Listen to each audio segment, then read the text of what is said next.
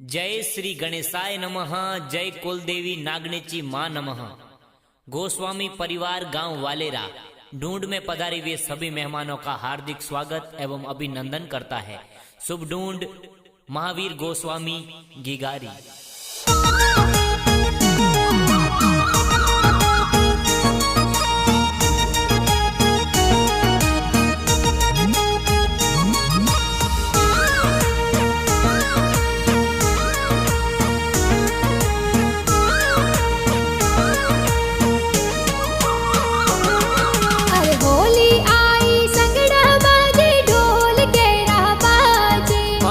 गोस्वामी ढूंढ ढूंढी जे सगड़ा कोड करावो। बाल गोपाल की गो देखो सबरे मनड़े भावे। अरे छम छम कर तो चाले महावीर सबरे मनड़े भावे। अमृत प्यारो गणो लागे। अरे आवतड़ा जावतड़ा की गारा दादो साहुल रावे। ओम भारती जी दादो सा कोड घणो करावे। अरे आवतड़ा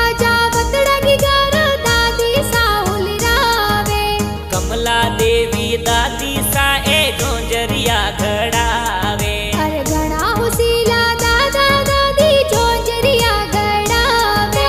जोंजरिया घड़ावे। अरे आवतड़ा जावतड़ा की गारा मम्मी पापा हुलरावे। मुकेश भारती पीना देवी मम्मी पापा हुलरावे। अरे घड़ा हुसीला मम्मी पापा लाड गणेरो लड़ावे। पापा लाड गणेरो लड़ावे।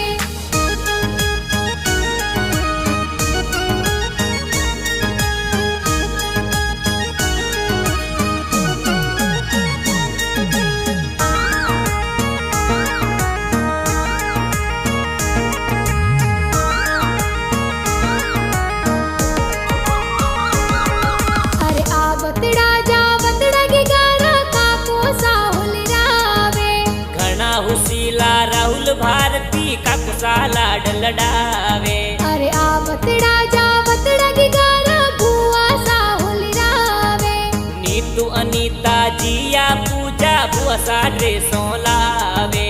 अरे आवतड़ा जावतड़ा की गारा भाई साहुल रावे। निखिल भारती भाई सा ए रमझमिया खेलावे। अरे आवतड़ा जावतड़ा की गारा नानो साहुल रावे। हनुमान भारती जी नानो सा कोड घणो करावे। अरे आवतड़ा जावतड़ा की गारा नानी साहुल रावे।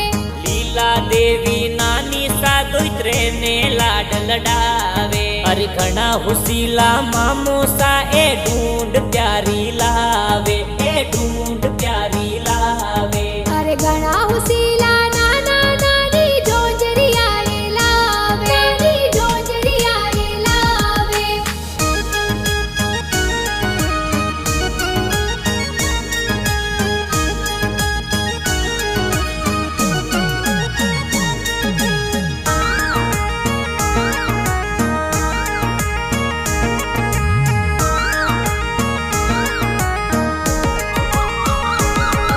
अरे मीठा प्यारा गीत है तो पुणे जी बनावे।